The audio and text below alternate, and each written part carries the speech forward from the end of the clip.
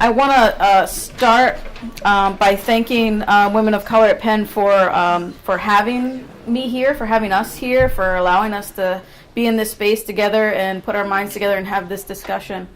I want to take a moment to acknowledge the indigenous people of this space, the Lenape people. They are relatives of ours on the Susquehanna, and although we come from the next River Valley West, there are relatives as well. And as Shawnee people, we call the Lenape our grandfathers. We come from them is how we know. So they're older than us. They're the original people, and that's what their name means. So just want to thank and acknowledge the Lenape people and their ancestors and the spirits that are here with us today and that protect us. So with that, I hope everyone enjoys the food that Colleen has brought for us.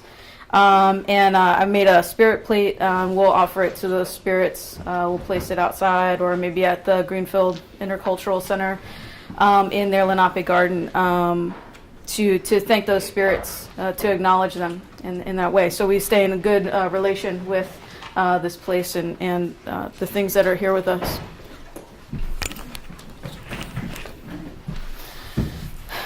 So as Colleen said, I am a Susquehanna Indian. My family are Shawnee and Pennsylvania German. Susquehanna Indians are a multi-ethnic group of Native people who mostly were displaced. They're kind of the last treaty Indians of Pennsylvania, if you don't sort of count the Senecas. So I'll speak here today, and I'll ask apology to any of my elders for speaking before them, and I hope that the words that I say come to you in a good way and that I express good intent. So what we'll talk about today is I'll talk to you sort of in three stages. We'll talk a little bit about traditional indigenous knowledge and ways of being in relation to the land. We'll talk about the historic ways that relationship was disrupted and the health disparities that it's brought about. And then we'll talk a little bit about the ways that as indigenous people we're trying to mitigate those disparities and mend that relationship, bring ourselves back whole. I do have some handouts. I know I don't have enough for everyone, so I'll pass these around if you want to take one, and maybe every other person can take one or share with your neighbor. I'll provide them to Colleen so that she can email you a copy if you have signed in. Please do sign in so that they know that there's interest in the programming here. So I'm going to start that. And then I'm going to talk a little bit about the a Seneca teaching called the Ganonyo, or the Thanksgiving address. I have a couple of copies of it up here if you're really super interested in it and you would like to take one home. I have probably about 7. It's pretty lengthy, so but you can also find that resource online. Okay, so with that, I want to, like I said, start by talking about this Ganonyo and this idea that when we come together, we should orient ourselves with our relationship to the world around us, with each other, with the natural world, and with our responsibility to it and it to us. So for Haudenosaunee people, the way that they do that is to recite this Thanksgiving address, and it can go on for days and days, and I'm not going to do that here. It can go on for several hours, and I'm not going to do that here. But I will give you a very brief version that's meant to be just sort of an introduction, and what it is a way of remembering and cataloging the natural world and the scientific relationships and its functions around us. It's a way of our understanding of sort of civics and how to be leaders and how to be in good relation with one another. Okay, so with that, I'm going to give you this Ganonyo in Seneca. So The words start off and they'll say ska dedwaye ogwatnagoe, and that means we'll all come together with one mind. And then I'll say words like dedwanonyo or words like that. You'll hear these repeated over and over again, and that's the part where it says we give thanks to him, her, each other, them, all of those things. And then the part that will change as I'm speaking, that part is the thing that I'm giving thanks for, and I'll explain that to you. And then you'll hear me say, Danio di niogwa nego dio, and that means, so let it be that way in our minds. So I say, we're going to come together and we're going to give thanks for this thing. And then once we give thanks for it, we're going to say, now we're all on the same page and we understand that way. And when you begin to hear me saying that and you recognize those words, I want you to say, yo, and that just means like, yep, we're on the same page. Yep, I got it. Okay, so we'll start here, and we'll start with the people, and then we'll work our way all the way up the earth to the sky and to the Creator. So, ska dedwaye ongwatnagoe dedwanonyo hadio gwe dege. That's all of the people. Hadio gwe dege. Danio di nio gwa nago dio. And that's the part where you go, yo. Yep. Very good, thank you. My Seneca relatives will be so excited about this. All right, ska dedwaye ongwatnagoe diatinonyo etinyo e yo jade. That means we're giving thanks to our mother, the earth. Daniho di niogwa nego dio. Oh, yes. Ska dedwaye ongwatnagoe dedwanonyo oneganos, and that's the waters. Danio di niogwa nego dio. I heard you. Don't be shy. Ska dedwaye ongwatnagoe dedwanonyo hadio geo jage, and that's the grasses. We give thanks to the grasses, and some versions of this will say the thing we're giving thanks to, and then we'll talk about its responsibility. We'll talk about why we're thankful it's there and what it does for us, and then what we should be doing for it. So hadio jage, that's the grasses. Daniho de niogwa nego dio. Yeah. Ska dedwaye ongwatnagoe dedwanonyo hadio no gwa shage. That's all the medicines, the plants, all the medicines.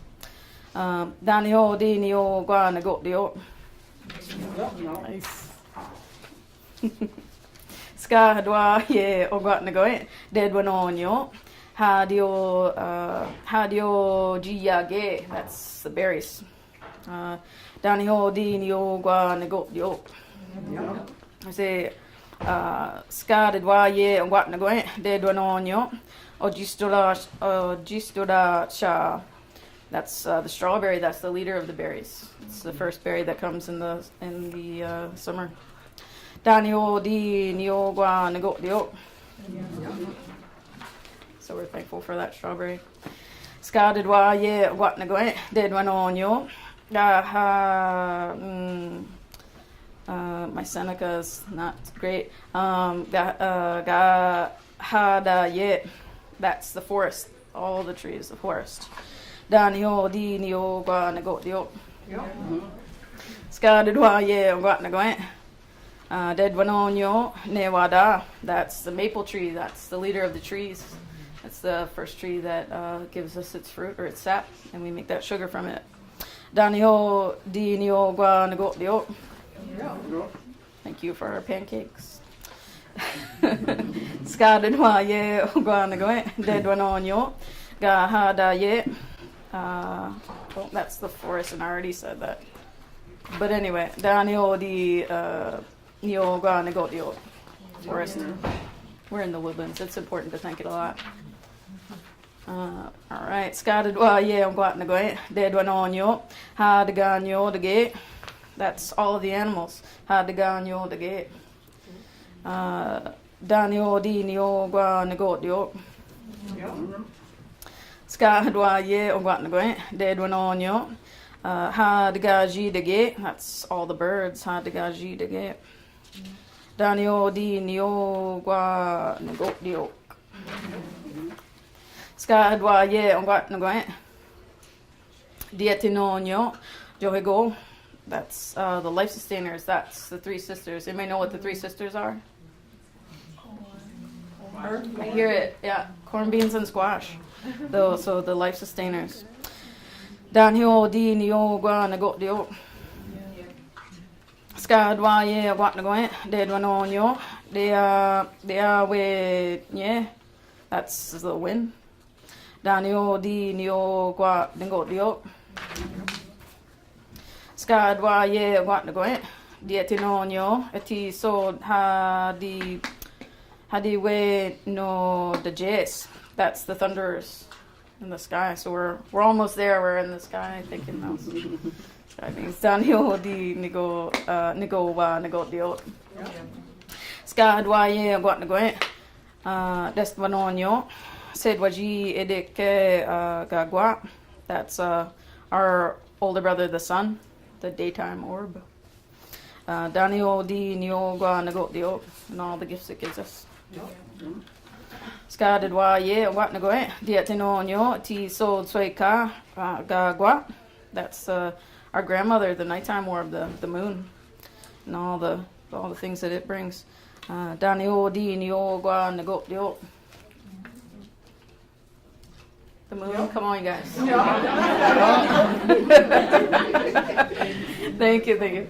Skadidwa ye gwat nagoe. Dedwanonyo. Gaji so dionyo. That's all the stars. They guide us. Danio di nio gwa nagot dio. Skadidwa ye gwat nagoe. Destwanonyo. Ganyo dayo.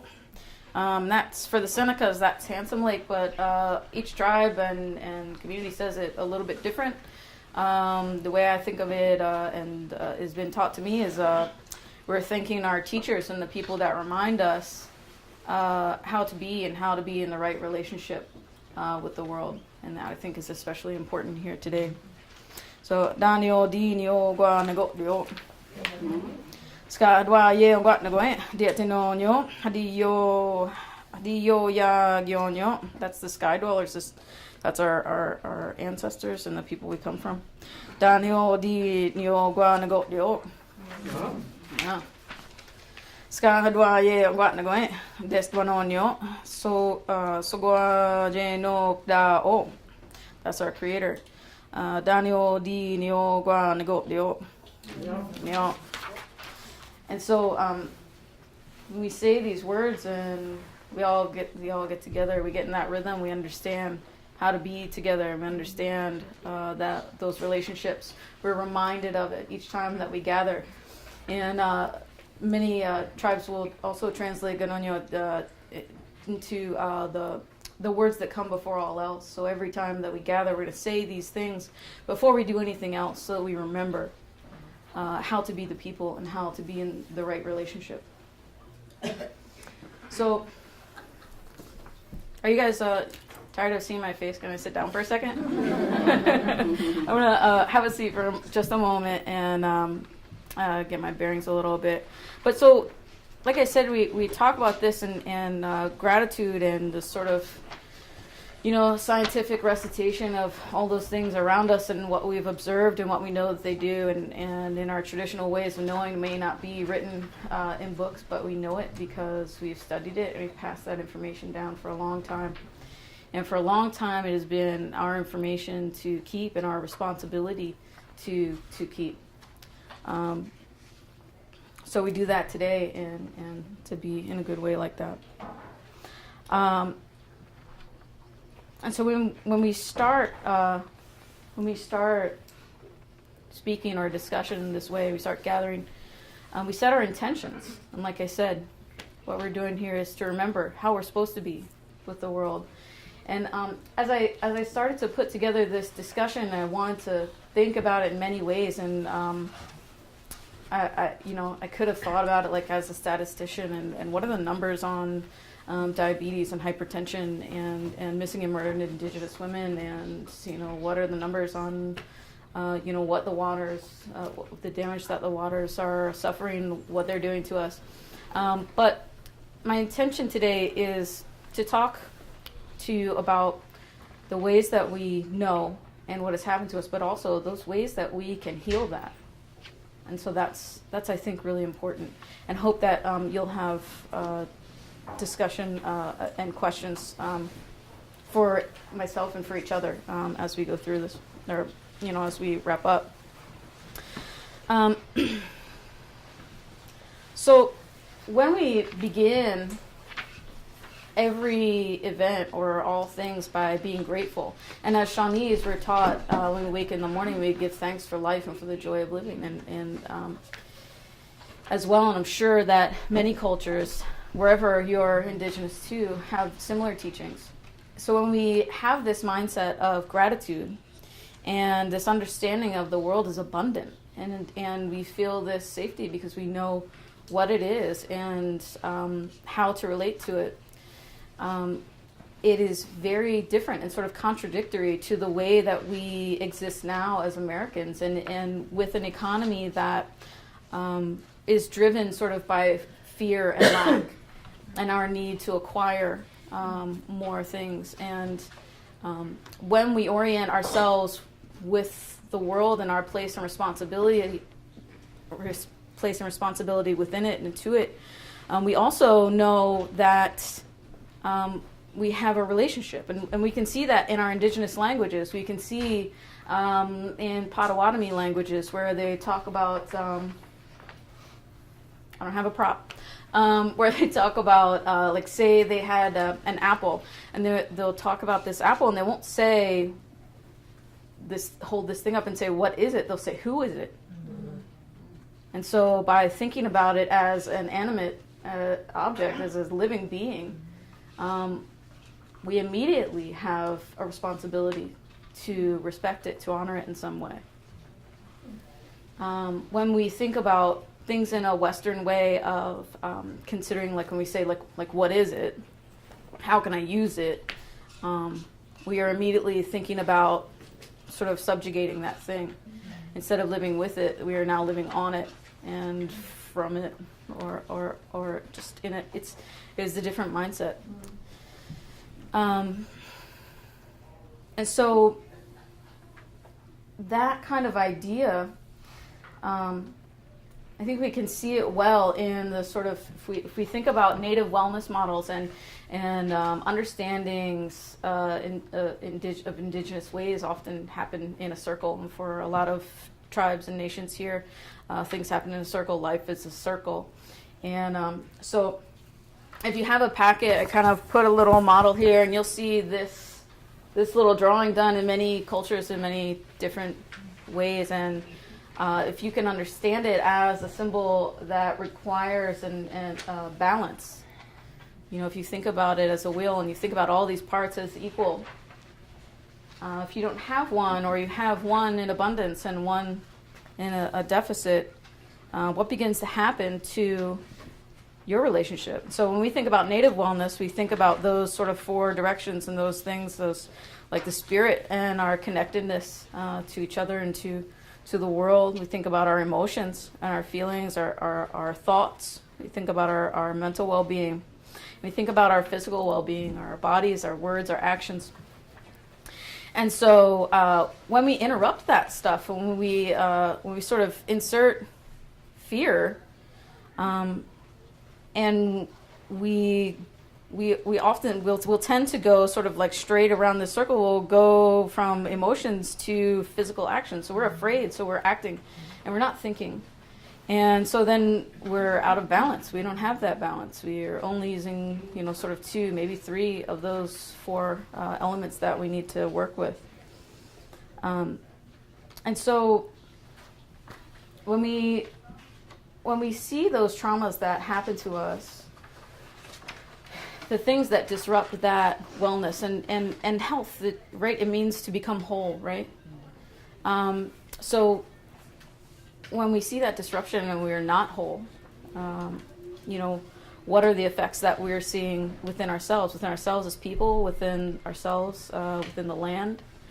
And so to go back to giving thanks for a moment, a lot of times at the end of the Ganonyo, there will be the speaker will give a moment to say that there may be things that we left out, and if I as the speaker forgot those things, each one of us has a responsibility to remember and give thanks to those things on their own, and we'll have a moment where we can do that. And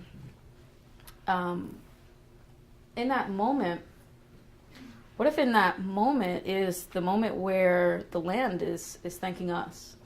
And how does that change our relationship and our feeling of responsibility to it? So from that made me weirdly emotional right there. So some of the ways that our traditional relationships have been disrupted with the land, I'm sure you're aware of, or I hope that you're aware of, a little bit of Indian history, the sort of Indian removal era, and the installation of reservation systems. And even before that, our tribes here in the East were kind of pushed further and further. We made treaties, and in Pennsylvania, we had an interesting relationship in that William Penn was really the only person treatying with the Indians where they were, like with our ancestors, as they stood there, and not necessarily with other tribes that said they had jurisdiction over that area. And so it began sort of as a good and respectful relationship, but that changes over time and with new interpretations. And it begins to, we begin to see people, the Lenape here in the Delaware or Schuylkill, what valley are we in? Delaware Valley. So with the Lenape people, and they get pushed further west, so they come to be with us on the Susquehanna, and then we all start going further west across the mountains. And the English or the colonists say, like, well, go across the mountains, we're not going to follow you. But Shawnees will tell you, we got across the mountain and turned around. We're like, what? What's happening? What you just said you were going to be back there? So even with that, we're in some way agreeing to move to other lands that we know and are familiar with and can exist in and have that understanding of the relationship. But when we see removal to places like Oklahoma, we see things like the Trail of Tears and the reservation systems. Reservation systems are built to disrupt our health. They're built to kill us. And that's the reality of it. So by breaking that relationship, they sort of break our mental understanding of the place where we are. We don't know what these things are called. We don't know what these plants or animals are. I don't know how to exist in the desert. I've traveled to California and been like, just completely forgotten that there are grocery stores and been like, I don't know what to do with these plants. I don't know. So it's just desert here. Yeah.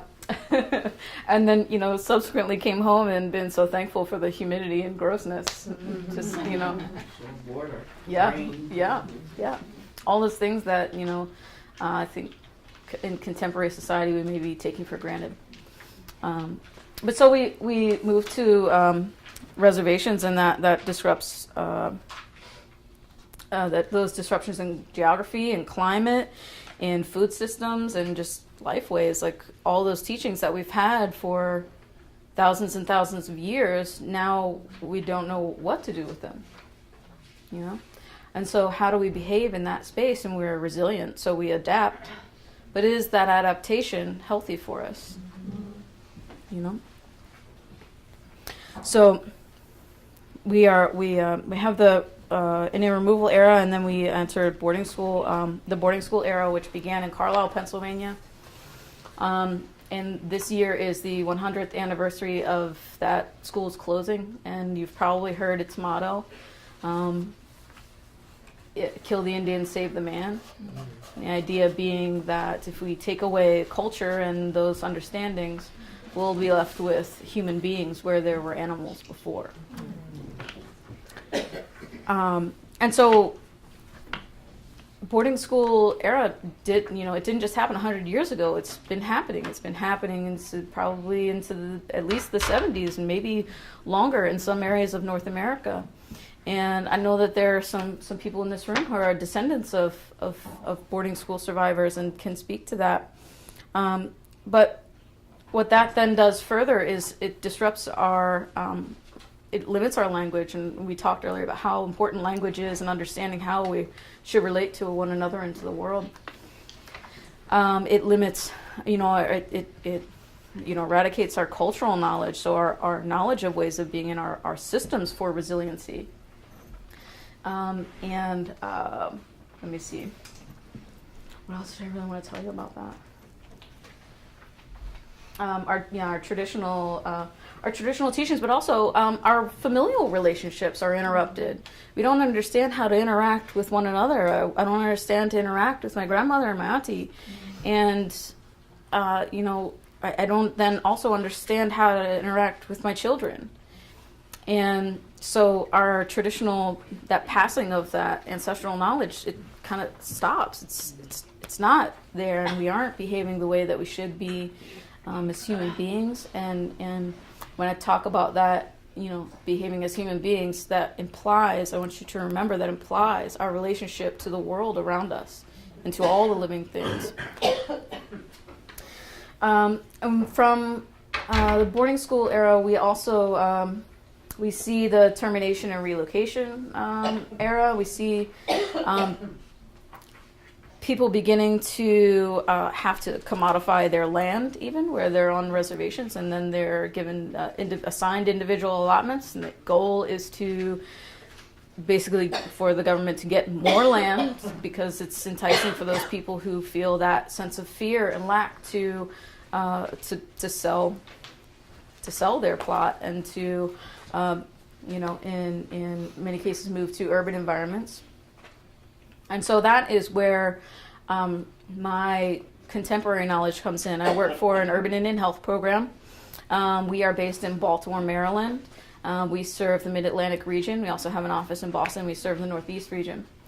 The way that our organizations came about is from those termination and relocation policies that moved Native people from their home communities, again, disrupting their relationship to that land where they were trying to adapt, and moved them into urban environments. The idea that they would assimilate into larger society. But that's not what we did, because in some way we still understand those connections in those ways that we should be. So once we get to those urban centers, there are 36 urban Indian health programs around the country right now, and they're many in larger places of larger Native population, Denver, Los Angeles, Seattle, many places like that.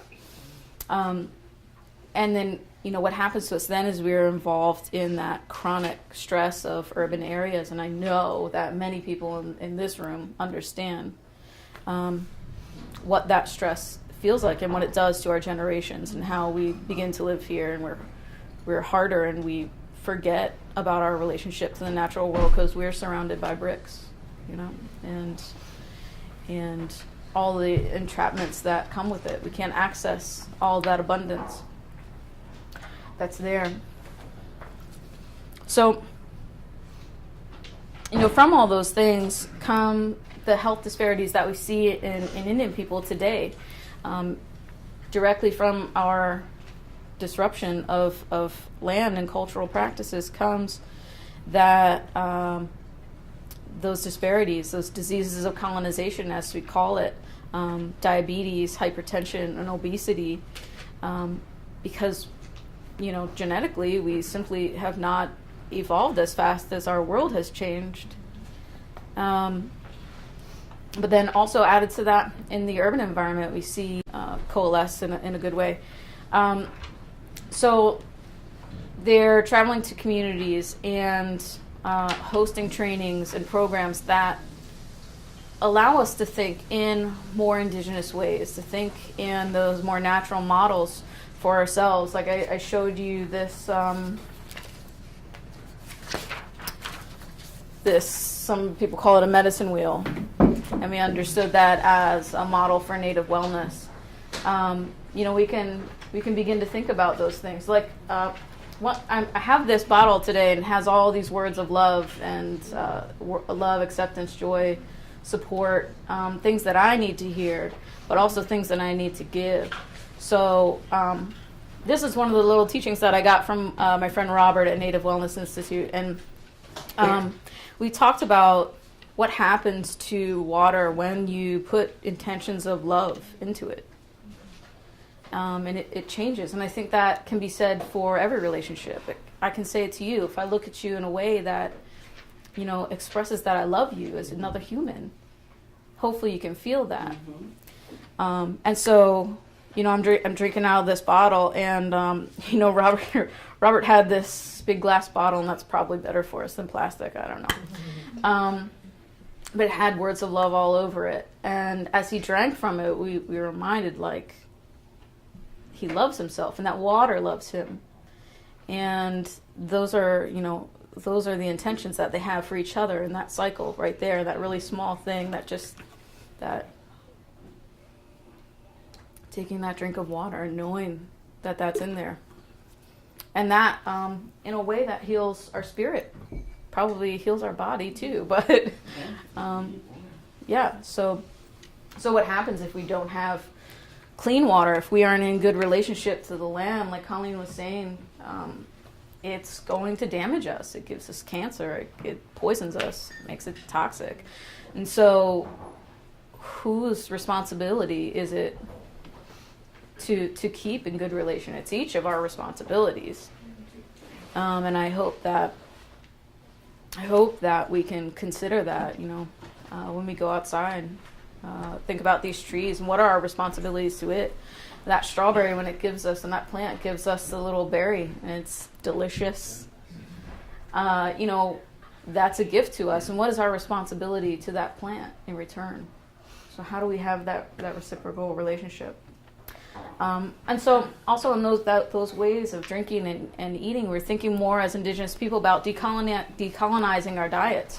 One of the things that reservation systems did to us and for us was to introduce commodities, things that our bodies were unaccustomed to digesting, but we adapted to make delicious stuff like fry bread. But those aren't our traditional foods. But how do you access your traditional foods when you have been removed thousands of miles away from those foods? And so we're in a time now, and we have that kind of connectedness through social media and the internet, and that we can have more access to that. We can try. So we're decolonizing our diets. We're practicing more food sovereignty. We're taking control of where our food comes from and how it's grown, and grown with good intention. So we know, my little brother grows a garden every year, and he goes out and he sings to it, and he tells it, he talks to it every day. And so that food, knows him, and it knows that he means well, and he'll take care of it, and it will hopefully do the same. And so that changes the way that we relate to the land in a small way.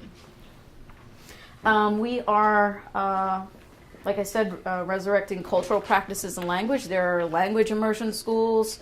The Seneca have a great language program, which is where I got this Ganonyo booklet. They have a lot of online resources that they are making available to the public. You can sign up to their classes and learn those languages. Or many of our languages are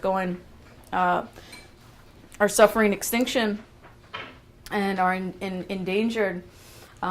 For a long time, I know in Shawnee tribes, there are 3 of them that live out west.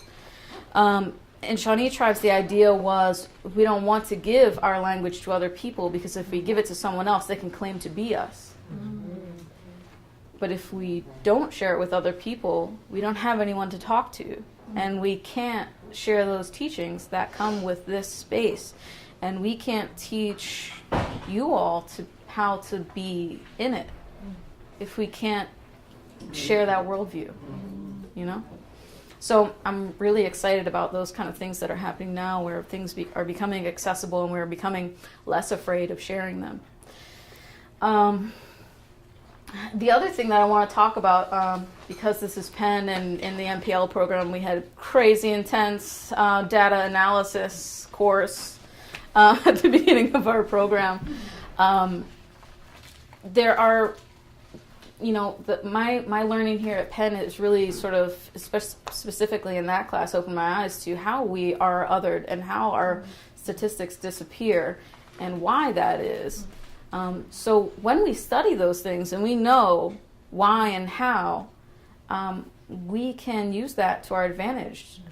The Urban Indian Health Institute in Seattle is doing amazing things with data sovereignty.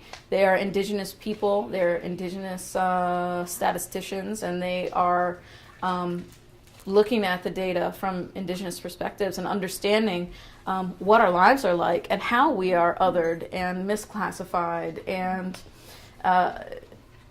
why those numbers aren't correct that we're looking at. And then by doing that, they're able to articulate what the problems really are and how we can begin to focus on them. So just like with any wound that we are trying to heal, we have to kind of clean it up to see what's really there before we can start mending it. And so they're doing amazing things. I encourage everyone to look them up. Also, the American Indian Cancer Foundation. I'll say the Indian Health Service because they pay my check. But from the point of view of an Indian Health Service contractor, I can say and speak to that data that we're seeing. The ways we're collecting data are antiquated and insufficient, and they aren't translating the way we need them to, and they don't work the way that they should. So in order to address the problems that we're facing, we have to better understand the information we're getting and its source. And if we can take control over that, we take control over that. If we can begin to think about that information with our own indigenous worldviews and the original teachings of this land, then we can begin to think about how to heal it in the way it needs to be healed. We studied design thinking in our coursework, and that reminds me that people who are not us should not be defining what our problems are. We should be the authority in our own experience. And so the more we can do that, the more we can insert our voices there, the better we'll be. And hopefully in issues that we're seeing today, things like what we see as environmental issues, but what may be sovereignty issues and things like Standing Rock and the pipelines, how do we hear indigenous voices and understand what that trouble really is, and then be able to change or challenge our perception in the way we're going about trying to fix it. So hopefully we'll do it in a good way. So that's all I have to say to you that I have prepared. I want to say in Nyawa, that means thank you in Shawnee, and I'll say my Seneca friends, since we've talked so much about Seneca language, they teach me to say Nyawa Skano, and it means I'm thankful you're well. It can also be, or has also been translated to me as thank you for being, which I think is the most grateful thing I can say. So thank you for being. Thank you.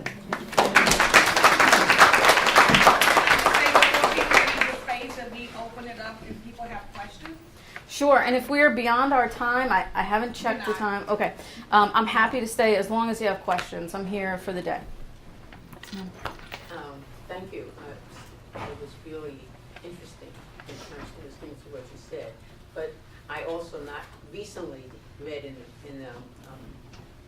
medical magazine that 70% of the people in today's world has plastic in their bowels.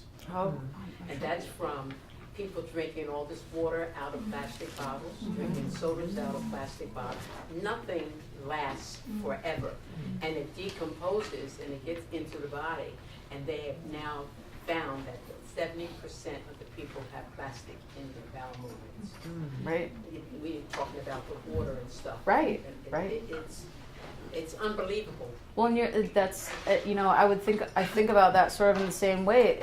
I may be putting intentions of love into this, but there are also, this bottle has intentions, Right. and so what are those intentions, and how are they traveling through, Right. and what responsibility do we have? And when the earth has been stuffed with so much. Mm-hmm. It hasn't been cleaned. It's stuffed Right. with everything. Right. All kinds of chemicals. I mean, they tear down a house and the oil that was in the oil tank and the this or that was here and that was there, it's still there. Yeah. Yeah. I would pose to you this thought, and it may be controversial.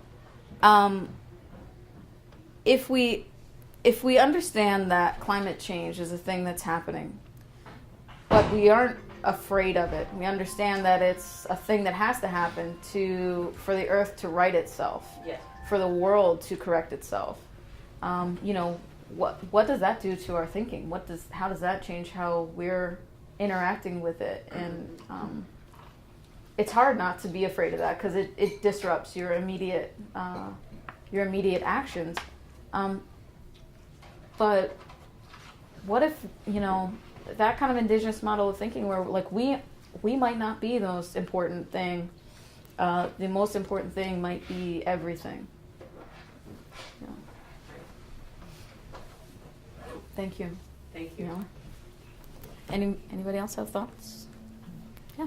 I like the use of your term intentions and using it on both sides of the coin. Because I think oftentimes when we interact, we never stop to think what my intents are. Right. And how those intentions then create an outcome. Right. So, Right. Yes. Yeah, and that's part of that sort of wholeness of, if we begin at that part where we have our spirit or our connectedness, that's where we kind of set our intentions. yeah. And then if we move all the way around that, if we have the feelings that are associated with it, if we think about what those feelings are and what our potential outcomes might be, and then we act accordingly, Right. then we can get back to Where? what are our next intentions and how do we keep those good. I have a question. Yeah. You just said that the climate change that we're going through, and I guess the green effect that we're going through, if we look at it differently, it takes away some of the fear that the world has to correct itself. Mm-hmm. But how does it have a chance to correct itself if we're continually damaging it and poisoning it? Right. I think that begs us to ask more questions, and that's why I think it's kind of controversial. Would say, like, what if there are too many of us? What if we are so afraid of, dying that we're prolonging our lives unnaturally? What if we are so afraid of not passing on our legacies that we're overpopulating?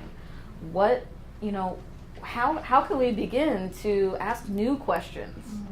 And that's not to say like, hey, nobody should have any children, or like nobody should live until they are not ready to be with the ancestors. But, I think it's an opportunity to ask new questions and sort of redefine how we're thinking about things.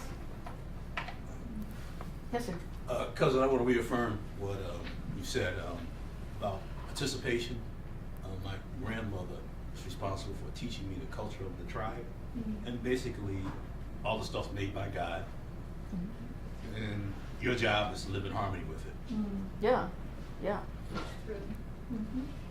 Yeah. Right. And so, yep.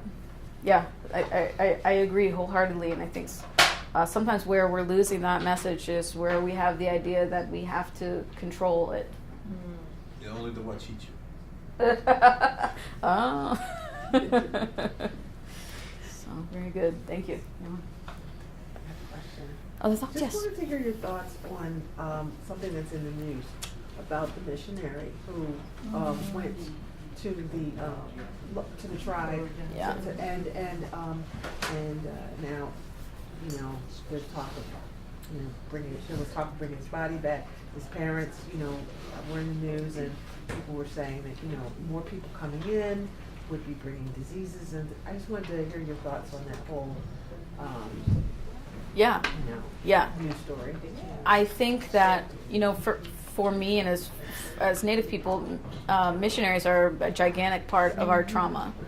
And there are, I can't speak for all Indigenous people, there are many people who follow Western religions and believe the teachings that missionaries brought them and are content and have good lives, and they balance their, Indigenous lives and their religious lives and in that way. But to me, I will tell you in the most honest way, that is one of my biggest trauma triggers. I think that missionary should probably just either his community needs to accept that they had the intention and they believed that it was their need to go there, and that it didn't work the way they wanted it to. It is also the right of that community to protect itself and to understand that this is a threat. This person coming should not be here. So how do we do that? And then how does that, that thought that I just had, how does that translate to what we're doing on the border right now? I don't. There's not an easy answer to that. There just is not one. For me, in my own, personal ethics, I think that man went in there. He had the intentions of going there to offer them something. It is not something that they wanted, and it is his responsibility to accept that. Do his friends go back in to get his body? It's not theirs to get anymore. And then so perhaps that becomes a part of their history that they know and acknowledge, and a part of their learning process, where they understand that there are different outcomes than we expect. And moving forward from those, how we move forward from those is probably the most important part. Can you talk about, the fear of diseases and things of that nature being brought to such an isolated group? I was thinking about. Yeah, there's a lot of fear about that. I wonder if they're afraid of that. I don't know. I mean, do they know that there are diseases and things that could come to them? Do they know that they can be, that they can be harmed by that stuff? I don't know. I can say in our own history, when we move westward, and we're sort of disrupting the lives of the people who live west of us, and we're able to have those conversations and say, look, this is what's going on, then they see what's going on. They have new knowledge and new information with which to act, and so then they act in a harsher and more fierce way than we maybe did. I think there was a history that they were reacting to. If you read sources from the Indian government, Val, I can't hear you. if you read, there was a history that the community was reacting to. If you read sources from the Indian government, there were a couple attempts that actually took away people from the island, resulted in the death of children. They then sent the remaining couple of people back to the island. They were all diseased, and that impacted so their population has dropped tremendously. Because even though it's limited contact, there have been attempts to get in contact with that island, and that's why the Indian government now has a commission that is designed to protect the people on that island. It's one of the few good things a nation state has actually attempted to do, and that other nation states are now looking at as a model. Like, how do we attempt to protect what's left of these communities? Right. And so now there are folks in the Americas who are looking at the model that the Indian state has come up with. So that's why they've become very cautious, because they have this. Yeah. The killing of the missionary was not unintentional. They were very clear about what would happen if they did not do what they needed to do to protect themselves. Yeah. Yeah.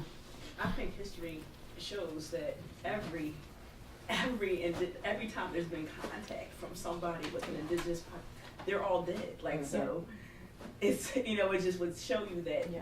if they come, because the thing about it is that some people have a pass to go wherever they want in the world. They can go anywhere they want to go in the world and do whatever they want to do. And then the people that are already there, they're subject to whatever they come with. They either want their stuff, they want to, transform their culture or whatever the case may be. So we've seen time and time again in every corner of the world where there was an indigenous population that came in contact with missionaries, colonizers, explorers, or whatever, they killed them. And that's just the bottom line. Yeah. Intentionally, like animals, or with their culture, or with their disease, whatever, they killed them all. Right. So that's what happens. I wonder, as what does it look like from the sort of colonizer perspective? Obviously, forefront in their minds is this idea that we have to go to this place and it's now ours and we have this divine right to it. But where did that come from? And at one point in their history, they were indigenous people to somewhere. And so how did they lose that? And how did they fall so out of line with those kind of teachings? And when I talk about it, indigenous ways of thought, I don't think that they're foreign. I think that's probably how people think around the world.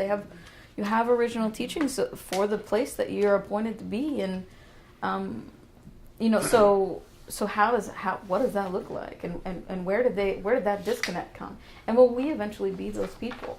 It's probably a different kind of sense of, like, when you were talking about abundance and intention and work, being kind of one, versus wanting more and more and more. So it's like, the thing about it is that if you come from it's almost like, for lack of, think of Pocahontas and all the things that she's singing or whatever, and then it's versus somebody that's coming and it's never enough. So you go, so you were indigenous here, but that wasn't enough, so you got to go somewhere else and get there. You know what I mean? So it's like you're in this constant pursuit of stuff and more things and more, because it comes with the power. So it's like the literal opposite. Like you talked about the commodification. That's, and those are the people that drove that. So it's like that's just that indigenous constitution, I guess. It's just get more stuff.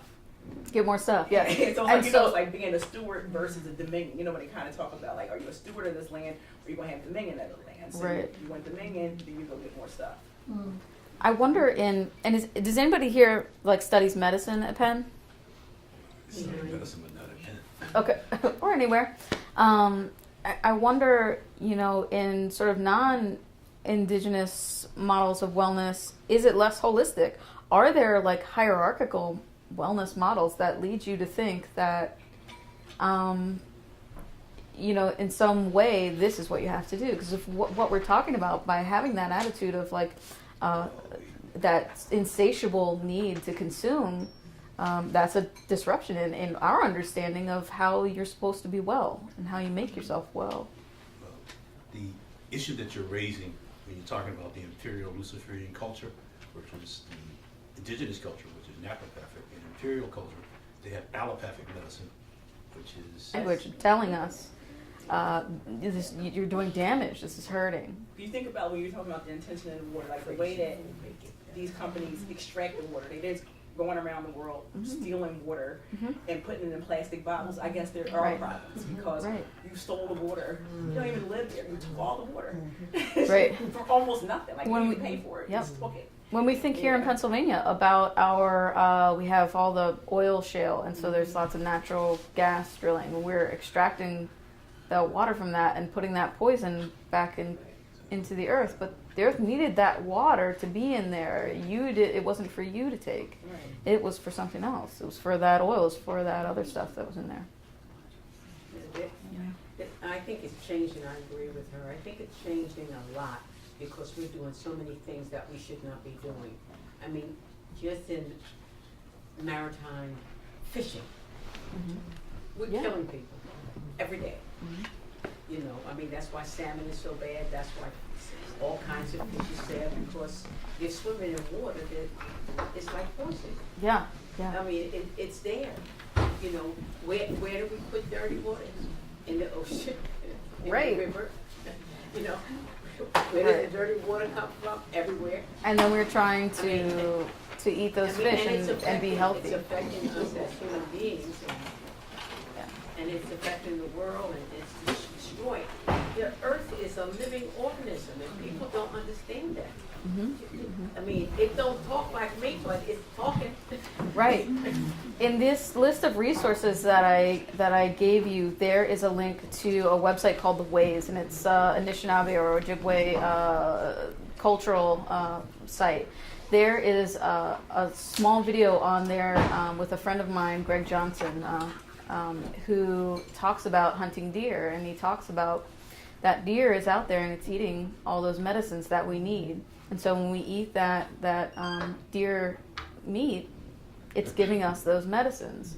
So we can understand it exactly the same way. If that deer is out there eating all those poisons, we're poisoning ourselves, you know? So thank you so much, everybody. And we have